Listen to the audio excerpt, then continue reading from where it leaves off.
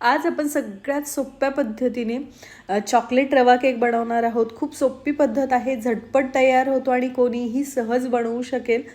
तर त्याच्यासाठी काय करायचं, आपल्याला एक मिक्सरचं भांडं घ्यायचं, मोठ्या आकाराचंच भांडं घ्यायचं म्हणजे सगळं मिश्रण आपल्याला त्याच्यामध्ये व्यवस्थित करता येईल। तर इथे मी 1 कप रवा घेतलेला आहे। तुम्ही जाड घ्या किंवा बारीक घ्या, कोणताही घेतला तरी चालेल, कारण तो आपण मिक्सरलाच फिरवणार आहोत। तर माझ्याकडे बारीक रवा होता म्हणून तो मी बारीक रवा घेतलेला आहे। याच्यामध्येच आपल्याला अर्धा कप साखर घालायची आहे। पिठी साखर घेण्याची काहीच गरज नाही आहे, कारण मिक्सरलाच फिरवणार आहोत आपण। तर हे आपल्याला बारीक असं मिक्सरला फिरवून घ्यायचे, छान अशी पावडर होईल इतपत आपल्याला हे मिक्सरला फिरवून घ्यायचे। तर तुम्ही पाहू शकता याचं टेक्स्चर आता पीठ ज्याप्रमाणे असतं त्याप्रमाणे झालेलं आहे, रवाळ अजिबात राहिलेलं नाही आहे। या पद्धतीने आपण मिक्सरला फिरवलं तर आपल्याला बाइंडिंगसाठी वेगळं काही टाकण्याची गरज पडत नाही। त्याच्यानंतर याच्यामध्येच आपल्याला 1/3 कप ताजं दही घालायचं आहे। जास्त आंबट असेल तर दह्याचं प्रमाण थोडंसं कमी करू शकता। त्याच्यानंतर 1/4 कप याच्यामध्ये आपल्याला तूप घालायचं आहे। तुपाच्या ऐवजी तुम्ही बटर घालू शकता किंवा तेलसुद्धा घालू शकता, पण शक्यतो तूप किंवा बटरच घाला, त्याने चव भन्नाट येते।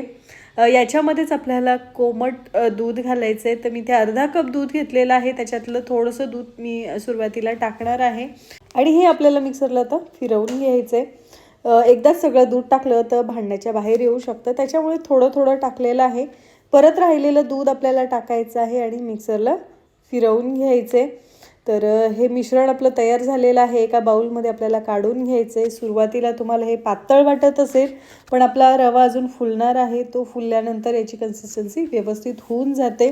तर याला आपल्याला 10 मिनिटासाठी आता रेस्ट द्यायची। जेव्हाही आपण रव्याचा केक बनवतो तेव्हा त्याला रेस्ट देणं खूप गरजेचं आहे। तर इथे मी 6 इंची केक टीन घेतलेला आहे, त्याला व्यवस्थित तूप लावून घ्यायचं आहे, त्याच्यावर थोडंसं गव्हाचं पीठ टाकून पसरवून घ्यायचं आहे। याच्याऐवजी तुम्ही बटर पेपर लावला तरीसुद्धा चालेल।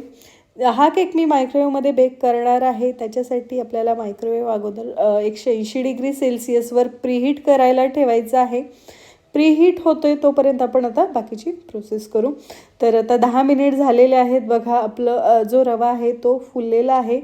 तर याच्यामध्ये आता बाकीचे साहित्य टाकायचे आहेत। तर इथे मी 3 टेबलस्पून कोको पावडर घेतलेली आहे, 1 टीस्पून आपल्याला बेकिंग पावडर टाकायची आहे, अर्धा टीस्पून आपल्याला सोडा टाकायचा आहे आणि हे सगळं चाळून घ्यायचं आहे। कोको पावडरचं प्रमाण तुम्ही थोडंसं कमी जास्त करू शकता तुमच्या आवडीनुसार, एवढं टाकलं तरीही सफिशियंट होतं। त्याच्यानंतर स्पॅच्युलाच्या साहाय्याने हे सगळं व्यवस्थित आपल्याला मिक्स करून घ्यायचं आहे। एकसारखं मिक्स व्हायला हवं किंवा विस्करणीसुद्धा हे मिक्स करू शकता, म्हणजे बेकिंग पावडर आणि सोडा आहे तो व्यवस्थित पूर्ण पिठामध्ये एकसारखा मिक्स होऊन जातो। तर पीठ आता आपलं पाहू शकता तुम्ही छान हलकंही झालेलं आहे। हे मिश्रण आपल्याला आता केक टीनमध्ये टाकायचं आहे आणि केक टीन थोडंसं आपल्याला या पद्धतीने टॅप करायचे, म्हणजे एअर बबल्स निघून जातात। डेकोरेशनसाठी याच्यावर मी काही बदाम आणि पिस्ताचे काप टाकलेले आहेत, तुम्हाला टाकायचे असतील तर टाका किंवा नाही टाकले तरीही चालतील, किंवा टुटी फ्रुटीसुद्धा टाकू शकता। तर आपलं मायक्रोवेव्ह प्रीहीट झालेलं आहे, त्याच्यामध्ये आपल्याला केक टीन ठेवायचं आहे आणि 35 ते 40 मिनिटासाठी आपल्याला केक बेक करून घ्यायचा आहे। पूर्ण बेक झाल्यानंतर मी हा केक थंड करून घेतलेला आहे। पूर्ण जेव्हा आपला केक थंड होतो तेव्हाच अनमोल्ड करायला घ्यायचा आहे। त्याच्या कडा आहेत त्या थोड्या लूज करायच्या आहेत आणि अनमोल्ड करून घ्यायचं आहे। अगदी सहज अनमोल्ड होतो बघा आणि खूप मस्त असा स्पॉन्जी आपला केक तयार झालेला आहे बघा। तुम्हाला मी कट करून दाखवते। याच्यामध्ये बाइंडिंगसाठी आपण काहीही टाकलेलं नाही आहे, तरीसुद्धा मस्त स्पॉन्जी असं आपला आणि छान केक तयार झालेला आहे। मस्त कोणी बनवला? मी खास खाऊ? थँक्यू साई, थँक्यू बाबा। मी आणि खाऊ? कसं झालं केक? एक नंबर झाला।